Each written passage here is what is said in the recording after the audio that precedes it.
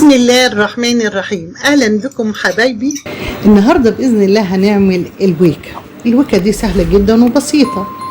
طبعا هي اكله الويكه دي بلد الصعيد بتبقى جميله. طبعا احنا هنحاول نعملها زيه. هنجيب الباميه زي ما انتم شايفين. باميه الويكه لازم تكون باميه كبيره زي ما انتم كده، بس تكون طازه. يعني وانتوا بتجيبوا الباميه تعرفوها ازاي انها مش شيخه.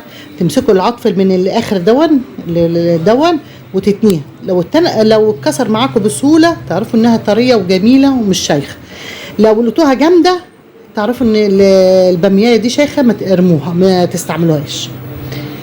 بالشكل دون هنشوف بقى ايه هنعملها ازاي. هنجيب الباميه بالشكل ده، نجيب العطف اللي فوق ده، الراس من فوق كده، ونقطعها، ونيجي من هنا برضو نشيلها. وبعد كده هناخد الجناب دي نعوشها. ليه الجناب دي بتبقى فيها ايه زي ايه شوكه بسيطه كده، بتشيل كده بالشكل ده كده اهو.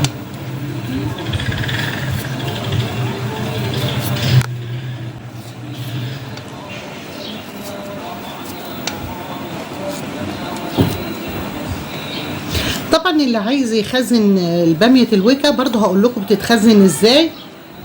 وهنروح جايبين صينيه زي كده، ونروح مقطعينها ترنشات رفيعه كده بالشكل ده كده اهو.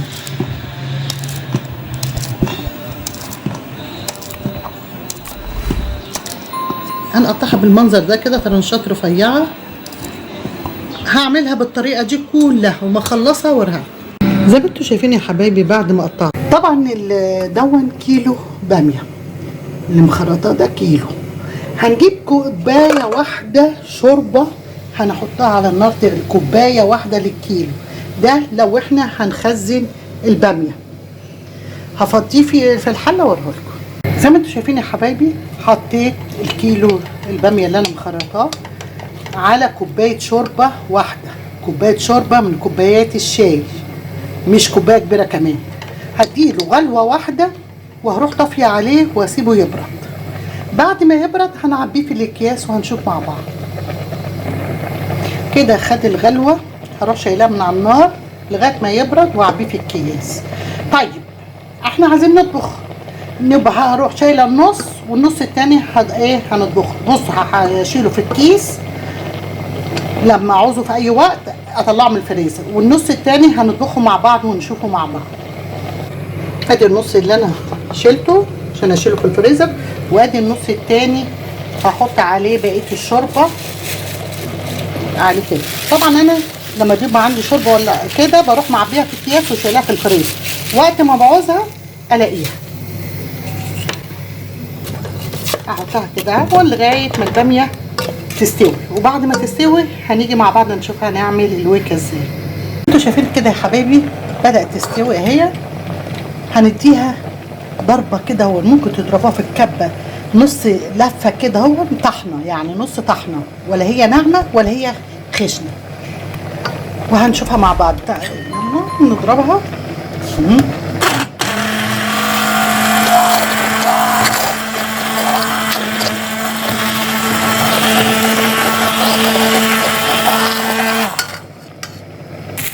زي ما انتوا شايفين يا حبايبي، حمرت التومه بالشكل ده.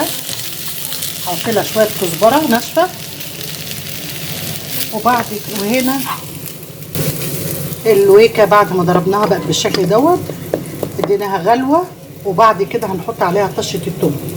زي ما انتوا شايفين حطينا عليها طشه التوم بالشكل ده بالشكل دوت. نحطيها في الطبق واوريها لكم. وزي ما انتوا شايفين يا حبايبي، ادي الويكه المطبوخه جميله جدا وطعمها خطير قوي. وادي الويكه اللي احنا هنخزنها في الفريزر. يبقى شفنا طريقتها تخزينها وشفنا طريقه طبخها. وطبعا جنبها عيش، وطبعا لازم طبق بتنجان مخلل جنبها. تبقى اكله جميله وطعمه. ولو عجبكم الفيديو اشتركوا في مطبخ ماما بطه واعملوا لايك وشير، والسلام عليكم ورحمه الله وبركاته.